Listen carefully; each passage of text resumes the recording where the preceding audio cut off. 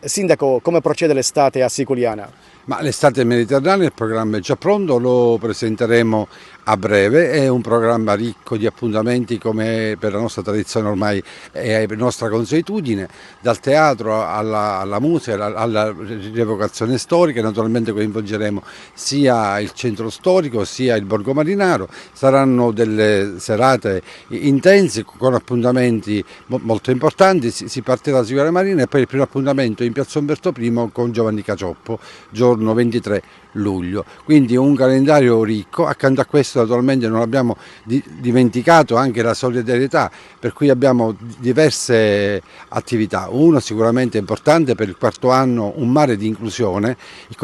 la possibilità per le persone con disabilità di vivere in serenità il mare attraverso i volontari e gli animatori, e poi quest'anno la novità è la ludoteca sotto le stelle a Siculiana Marina, per cui la possibilità per i bambini di vivere anche a mare come dire, dei momenti di socializzazione e anche di divertimento, e i genitori magari farsi una passeggiata, diciamo, in modo anche più tranquillo. In ultimo, anziani in prima fila, torna l'appuntamento per noi importantissimo, quello che consente ai nostri ultra settantenni di partecipare agli eventi estivi e di stare proprio in prima fila, perché come dico io spetta a loro la prima fila, perché loro sono le prime autorità di questo comune.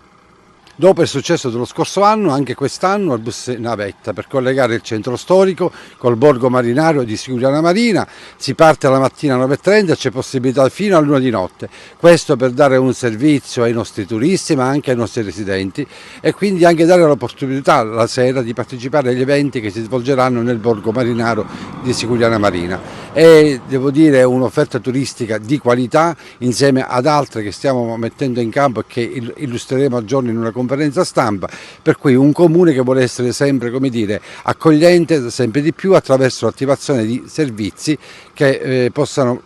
diciamo, favorire Siculiana come meta dove poter trascorrere le vacanze. Quest'anno abbiamo aggiunto nel percorso anche la contrada Pietre Cadute, che è una contrada turistica dove ci sono molti residenti ma anche molte strutture, diciamo, ricettive.